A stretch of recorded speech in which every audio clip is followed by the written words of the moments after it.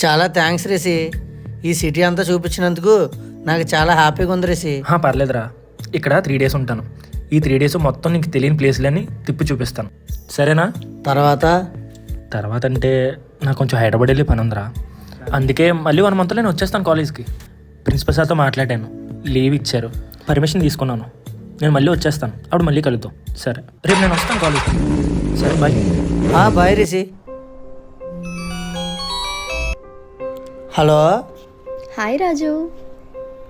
ఎవరండి? నేను సనాని. చెప్పండి. అది నీతో ఒక విషయం చెప్పాలి. ఏంటండి? రేపు కాలేజ్కి వస్తావా? వస్తానండి. అక్కడే చెప్తా. సరే అండి, కాలేజ్లోనే చెప్తా. సరే.